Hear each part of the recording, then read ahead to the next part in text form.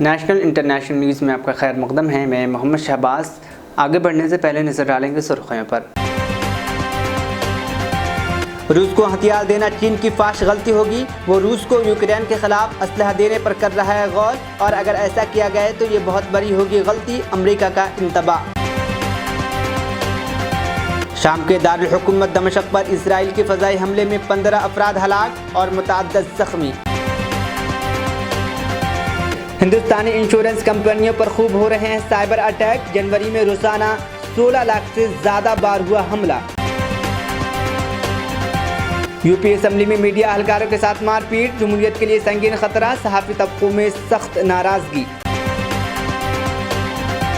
ED का गलत इस्तेमाल करके कांग्रेस रहनुमाओं पर छापा मारना बीजेपी की बुज़दिली जाहिर करता है। मल्लिकार्जुन खड़गे का बयान।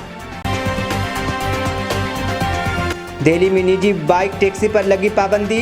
न मानने वालों के खिलाफ की जाएगी कार्रवाई। अब खबरें तफसील से।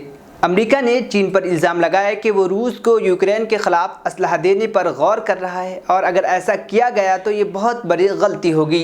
गैर मुल्की खबर रसाई इदारे के मुताबिक दोनों ममालिक के दरमियान कशीदगी है एक ऐसे वक्त में बढ़ रही है जब यूक्रेन पर रूसी हमले को 1 साल पूरा हो रहा है, जबकि चंद रोज़ पेशतर ही अमेरिका ने चीन के मुबैना जासूस गुब्बारे को भी मार गिराया था। अमेरिकी वज़ीर ख़ारिजा एंथोनी ब्लिंकन ने पीर को कहा कि अगर चीन ने यूक्रेन जंग में रूस की मदद की तो उसको नताइज भुगतना पड़ेगा। इसी तरह यूरोपीय यूनियन की जानिब से कहा गया है कि रूसी फ़ौज से नबलदा आसमा को यूक्रेन फ़ौज को जंगी साजो सामान की किल्लत का सामना है, जिस पर काबू पाने के लिए ज़्यादा वक्त नहीं है और हफ्तों में ही यूक्रेन को सामान देना पड़ेगा। एंथोनी ब्लिंकन ने कोलंबिया ब्रॉडकास्टिंग सिस्टम CBS को बताया कि चीन अब वो रूस को मौलिक मदद फराहम करने पर गौर कर रहा है, जिसमें गोला बारूद से लेकर खुदकार हथियार शामिल हैं। हम चीन पर वाज़े कर देना चाहते हैं कि इससे दोनों ममालिक के ताल्लुकात में संजीदा नौइयत के मसाइल पैदा होंगे। म्यूनिख सिक्योरिटी कॉन्फ्रेंस में यूरोपीय यूनियन के पॉलिसी चीफ जोसेफ बोरियल की जानिब से भी खबरदार किया गया है कि यूक्रेन के पास गोलियों और दूसरे सामान की कमी है और इसकी रूसी हमले से निपटने की सलाहियत में कमी का सामना है। उनका कहना था कि आइए मिलकर यूक्रेन की मदद का सिलसिला तेज़ करें, क्योंकि उसको असलहे की दस्तयाबी के मामले में बुरी हालात दरपेश हैं। उन हालात को तेज़ी से बदलना होगा और ये चंद हफ्तों में होना ज़रूरी है। अगरचे ऐसे खदशात मौजूद हैं, चीन तनाज़े के बावजूद ताल्लुकात को मज़ीद गहरा कर रहा है। ताम चीनी वज़ीर ख़ारिजा वांग यी का इसरार है कि बीजिंग सिर्फ तामीरी किरदार अदा कर रहा है और क़याम अमन और मुज़ाकरात की हिमायत करेगा। एंथोनी ब्लिंकन ने ABC से गुफ्तगू में ज़ोर देते हुए कहा कि सदर जो बाइडन ने अपने चीनी हममुनसिफ शी जिनपिंग को पिछले साल मार्च में रूस हथियार भेजने पर वार्निंग दी थी।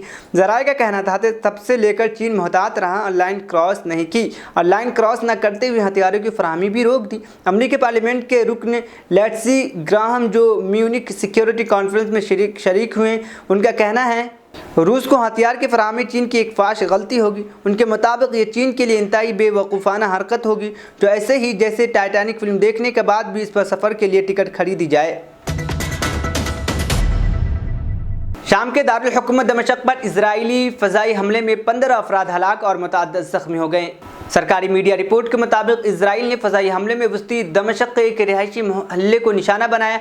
मकामी वक्त के मुताबिक 12:30 बजे के करीब दारुल हुकूमत में ज़ोरदार धमाकों की आवाज़ सुनी गई और सरकारी ज़राए अबलाग ने रिपोर्ट किया कि शाम का फ़ज़ाई दफ़ा दमिश्क के आसपास आसमान में दुश्मन के हमलों का मुकाबला कर रहा है। शाम की सरकारी न्यूज़ एजेंसी ने एक फ़ौजी ज़राए का हवाला देते हुए खबर दी है कि मुतअद्दिद रिहायशी इमारतों की तबाही के साथ 15 अफराद हलाक हो गए, जबकि एक फ़ौजी और 15 शहरी ज़ख्मी हो गए। बरतानिया में कायम जंग पर नज़र रखने वाले Syrian observatory for human rights ने इत्तला दी कि दमिश्क के दही इलाकों में ईरानी, मलेशिया और लिबनानी अक्सरियत पसंद ग्रुप हिजबुल्लाह के ज़ेर इस्तेमाल इमारतों और एक ईरानी स्कूल पर हमलों में एक खातून समेत 15 अफराद हलाक हो गए। इस हमले पर इसराइल की जानिब से फौरी तौर पर कोई बयान सामने नहीं आया। इसराइल की अफवाज फ़ज़ाई हमलों में अक्सर दमिश्क के आसपास के मकामात को निशाना बनाती है। 6 फरवरी को तुर्की और शाम में 7.8 शिद्दत की तबाहकुन ज़लज़ले के बाद सनीचर की रात होने वाली ये पहले हमले थे। दमिश्क पर इसराइल का आखिरी हमला गुज़िश्ता माह 2 जनवरी को हुआ था, जब शाम की फ़ौज ने कहा था कि इसराइल की फ़ौज ने दारुल हुकूमत के बैनुल अक़वामी हवाई अड्डे की तरफ मिसाइल दागे, जिसके नतीजे में 2 फ़ौजी हलाक और 2 ज़ख्मी हो गए। इसराइल ने हालिया बरसों में शाम के हुकूमती कंट्रोल वाले इलाकों के अंदर अहदाफ पर सैकड़ों हमले किए हैं, लेकिन शाज़ो नादिर ही है कि इजरायली हुक्काम सरकारी तौर पर इन कार्रवाइयों को तस्लीम करते हैं। ताहम इसराइल ने यह तस्लीम करता है कि वह ईरान के इत्तेहादी अक्सरियत पसंद ग्रुपों के ठिकानों को निशाना बनाता है, जैसे कि लिबनान के हिजबुल्लाह, जिसने शाम के सदर बशारुल असद के अफवाज की हिमायत के लिए हज़ारों जंगजू भेजे हैं। यह हमला इसराइल और ईरान के दरमियान एक वसी पुरअक्साने जंग के दौरान हुई। दमिश्क और हलब के हवाई अड्डों पर हमले इस खदशा की वजह से किए गए कि वो ईरानी हथियारों को शाम में लाने के लिए इस्तेमाल हो रहे हैं। जनवरी में हर दिन हिंदुस्तानी इंश्योरेंस कंपनियों पर 1.6 मिलियन से ज़्यादा साइबर हमलों को रोका गया। पीर के रोज़ एक रिपोर्ट में ये जानकारी दी गई। इंश्योरेंस सेक्टर के 114 वेबसाइट पर मजमूई तौर पर 4,98,44,877 साइबर हमले दर्ज किए गए। TCGF2 टाटा कैपिटल के जरिए माली इमदाद याफ्ता एप्लीकेशन सिक्योरिटी कंपनी इंडस्फिस के रिपोर्ट के मुताबिक औसतन इंश्योरेंस सेक्टर की एप्लीकेशन में से हर एक को 43 लाख हमलों का सामना करना पड़ता है, जो सभी सनातों में फी ऐप 45 लाख हमलों की मजमूई औसत के करीब है। उत्तर प्रदेश असेंबली का बजट इजलास आज शुरू हुआ। गवर्नर आनंदीबेन पटेल ने अपोजिशन की नाराबाजी और शोरगुल के दरमियान अपनी तकरीर मुकम्मल की। इस दरमियान अपोजिशन ने हुकूमत के खिलाफ नारे लगाए। अपोजिशन अरकान गवर्नर वापस जाओ और तानाशाही की ये हुकूमत नहीं चलेगी का नारा लगाते रहे। इससे पहले आज उत्तर प्रदेश असेंबली में जो कुछ हुआ वो जमहूरियत के लिए संगीन खतरा है। ये वाकई अफसोसनाक है कि ईवान के बाहर मीडिया एहलकारों के साथ मारपीट और धक्का मुक्की की गई। समाजवादी पार्टी ने इस वाक़े के ताल्लुक से ट्वीट कर कहा कि लखनऊ असेंबली में आज से शुरू हो रही यूपी बजट इजलास की कवरेज करने आए मीडिया एहलकारों के साथ सिक्योरिटी एहलकारों के जरिए की गई बदसलूकी और मारपीट का वाक़या काबिल मसम्मत और शर्मनाक है। ये वाक़या जमहूरियत पर एक बदनुमा दाग है। कसूरवार सिक्योरिटी एहलकारों के खिलाफ फौरी सख्त कार्रवाई की जाए।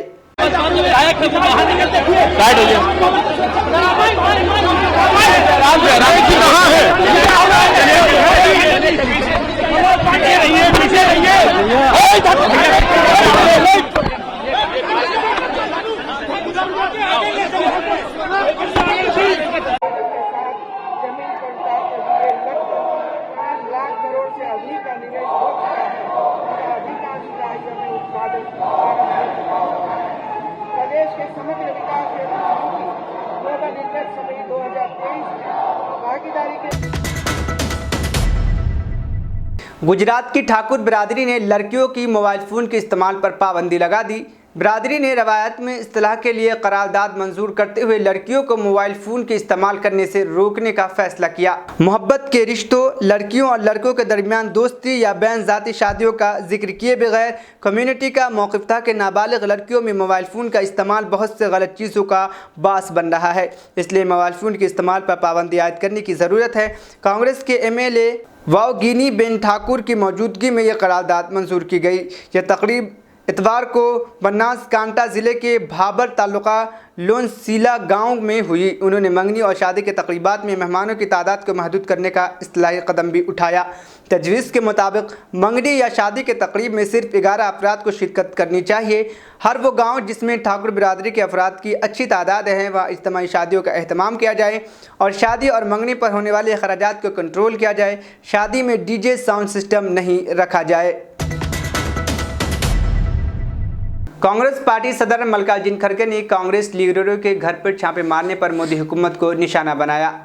कांग्रेस के कौमी सदर मल्लिकार्जुन खड़गे ने कहा कि गुज़िश्ता 9 सालों में ED के जरिए किए गए 95% छापे अपोजिशन लीडरों के खिलाफ है और ज़्यादातर कांग्रेस लीडरों के खिलाफ है। रायपुर में कांग्रेस के कन्वेंशन से पहले ED का गलत इस्तेमाल करते हुए मोदी हुकूमत की तरफ से छत्तीसगढ़ के हमारे कांग्रेस लीडरों पर छापे मारे बीजेपी की बुज़दिली को जाहिर करता है। मल्लिकार्जुन खड़गे ने मज़ीद कहा कि हम इन बुज़दिलाना धमकियों से घबराने वाले नहीं हैं। भारत जोड़ो यात्रा की ज़बरदस्त कामयाबी से बीजेपी बेचैनी साफ दिखाई दे रही है। अगर मोदी जी में ईमानदारी का ज़र्रा बराबर भी हिस्सा है तो वो अपने बेहतरीन दोस्त के बड़े घोटाले पर छापा मारें। हम जमहूरियत को कुचलने की इस कोशिश का मजबूती से मुकाबला करेंगे।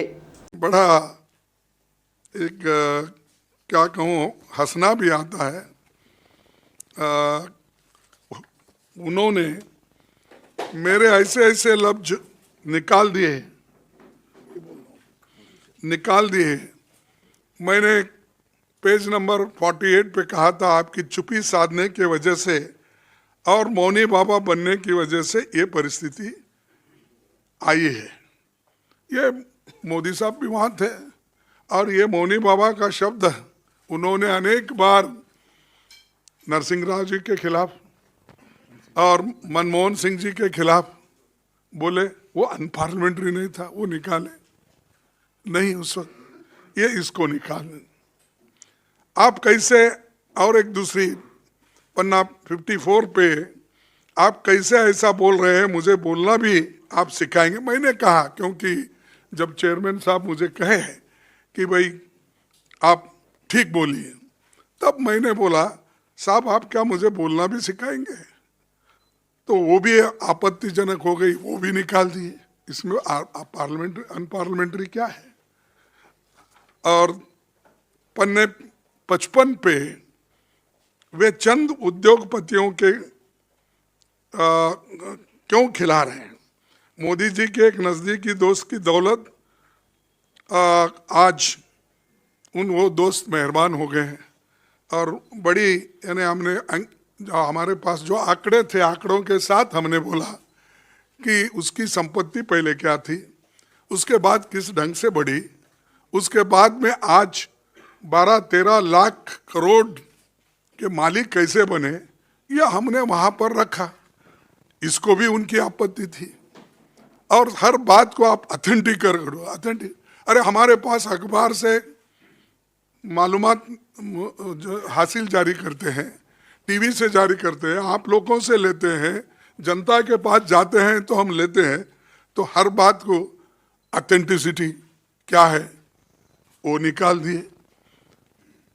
81 पेज, उसमें से जो भी मेंबर्स ईडी और इनकम टैक्स घोटाले में लिप्त थे, मैंने कहा कि वो वॉशिंग मशीन की बात, उन्होंने वो भी निकाल दिया। फिर 83 में वो जो कलंकित लोग होते थे उनके खिलाफ छापे अब बंद हो गए और उनको कंसेशन दिया जाता है। ये कौन सी, इसको भी उन्होंने निकाल दिया। कांग्रेस सीनियर लीडर राम रमेश ने कहा है कि आज सुबह रायपुर में इंतकाम और हरासानी की सियासत की एक नई मिसाल देखने को मिली है। कांग्रेस के इजलास से पहले ईडी ने आज सुबह कई पार्टी लीडरों के घरों पर छापे मारे हैं। प्रेस से बात करते हुए कांग्रेस लीडर जयराम रमेश ने कहा कि आज सुबह रायपुर में इंतकाम की सियासत और हरासा करने की एक नई मिसाल देखने को मिली। कांग्रेस का 25वां इजलास 24, 25 और 26 फरवरी को होने जा रहा है। 3 दिन पहले आज सुबह ईडी ने कांग्रेस के कई लीडरों के घरों पर छापे मारे हैं। छापे आज सुबह 5 बजे से शुरू हुए। हमारे देश का सबसे बड़ा घोटाला अभी, जिसकी जानकारी रोज कुछ ना कुछ आती रहती है, जिसमें प्रधानमंत्री खुद जुड़े हुए हैं। प्रधानमंत्री के पसंदीदा पूंजीपति गौतम अडानी के बारे में जो जानकारी निकल रही है रोज, उनके कारनामे की, सब गैर कानूनी कारनामे, उस पर तो कोई जांच नहीं होती। उस पर जेपीसी की मांग नकारा जाता है। जहां छापे होने चाहिए, जहां कानून का उल्लंघन हुआ है, वहां तो छापे नहीं पड़ते। और कई मिसाल पवन जी ने आपको बताए हैं, जो फेयर एंड लवली के नाम पर आज बीजेपी के सदस्य बन गए हैं। पर ये छापा चलता रहेगा, आज हो सकता है कल भी होगा, हम कुछ नहीं कह सकते। पर एक बात हम बिल्कुल साफ करना चाहते हैं कि हमारे लिए हम कोई चीज़ छिपा नहीं रहे हैं। छापे होने दीजिए, हम इसका मुकाबला करेंगे, हम पीछे हटेंगे नहीं। हमारा महा अधिवेशन चलेगा 24 तारीख को, 25 तारीख को, 26 तारीख को। हाथ से हाथ जोड़ो जो टैगलाइन है, उसके आधार पर ये महाअधिवेशन हो रहा है, वो चलता रहेगा। और भारत जोड़ो यात्रा में जो हमने सफलता हासिल की है, जो परिवर्तन हम लाए हैं हमारे राजनीति में, हमारे संगठन में, वो बरकरार रहेगा। शुक्रिया। वहीं पवन खेरा ने भी कहा कि इस हुकूमत ने कई तारीफें बदली, बहुत सी रिवायतें बदल दिया, अब ईडी का मतलब जमहूरियत को ख़त्म करना है। हैरत होती है कि जब आप एदाद-ओ-शुमार देखें तो 2002 से 2014 के दरमियान जब यूपीए हुकूमत थी तो ईडी ने 112 छापे मारे, लेकिन ईडी ने गुज़िश्ता 8 सालों में 3010 छापे मारे हैं। अगर आप सिर्फ सियासी पार्टियों और सियासतदानों के फहरिस्त को सामने रखें तो ईडी ने अपोजिशन पर 95% छापे मारे। राहुल गांधी से ईडी ने 50 घंटे तक पूछताछ की थी। 2004 से 14 के बीच जब यूपीए की सरकार थी तो ईडी ने 112 बार छापे मारे थे। पिछले 8 साल में 3010 छापे ईडी ने मारे हैं और सिर्फ राजनीतिक दलों को और राजनेताओं की लिस्ट को अगर आप सामने रखेंगे तो 95% छापे विपक्ष पर ईडी ने डाले हैं। नेशनल हेराल्ड आपको सबको मालूम है रेड हुई थी। राहुल गांधी जी से 50 घंटे तक ईडी ने पूछताछ की थी, शायद 55 घंटे की पूछताछ थी।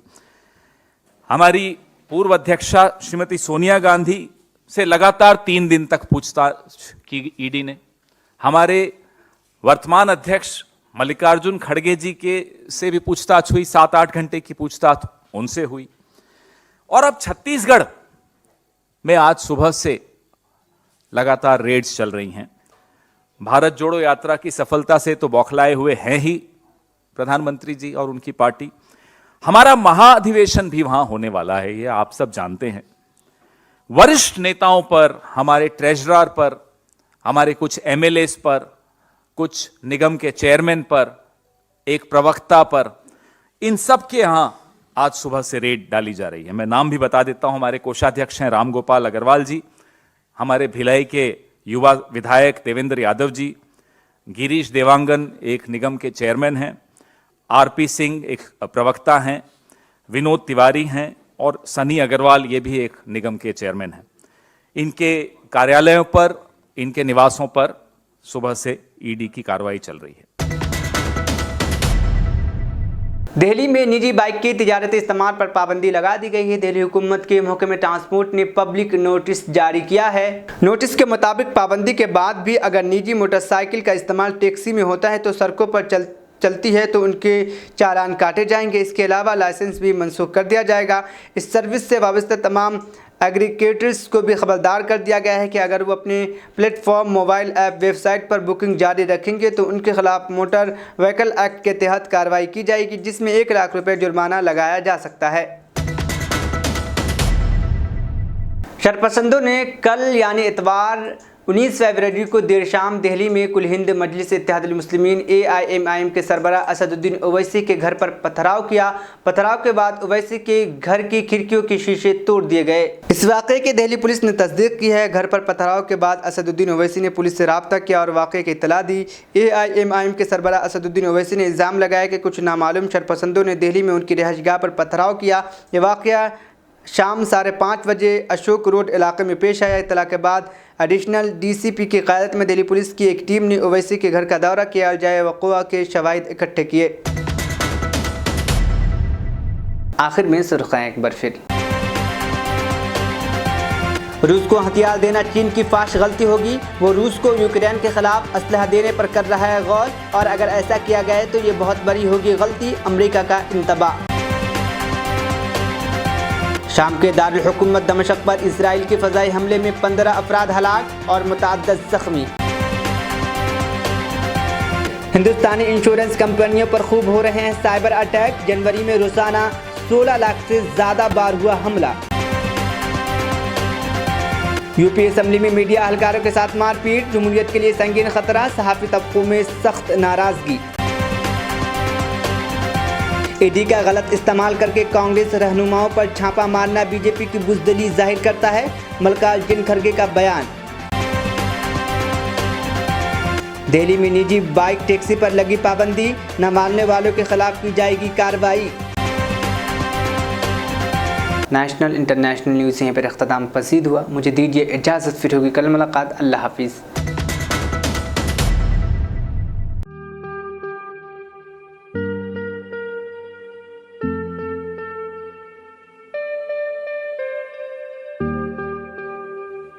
Siddique traders import and export, जहां सऊदी, दुबई, सिंगापुर, मलेशिया व दीगर ममालिक के मुख्तलिफ अक़साम के मलबूसात, बुर्क़े, अतर, अरबा चप्पल, तैबन का मजमुआ दस्तयाब है। मियारी और आला अक़साम की अशियाए ज़रूरिया, जैतून का तेल, ड्राई फ्रूट्स व दीगर इम्पोर्टेड सामान के लिए अभी चले आएँ। सिद्दीक ट्रेडर्स, मुस्तफ़ा नगर, फलकनुमा, हैदराबाद। हमसे रब्ता करें 9951385112। जिंदगी का हर पल रहे खुशियों भरा, प्यार का हर रंग लगे दिलकश और हसीन। HKGN furnitures, complete bed set, sofa set, dining table. इसके अलावा आपकी लाडली के लिए मुकम्मल मैरिज सेट सिर्फ और सिर्फ 44,999 रुपए में, और इसके साथ डबल डोर अलमारी और बेड सेट बिल्कुल फ्री। आज ही विजिट करें प्रोप्राइटर मोहम्मद नसीर किश्ती। एड्रेस फरीद कॉम्प्लेक्स, ओवैसी हिल, हैदराबाद। कॉन्टैक्ट 9912857230 और 9346062190।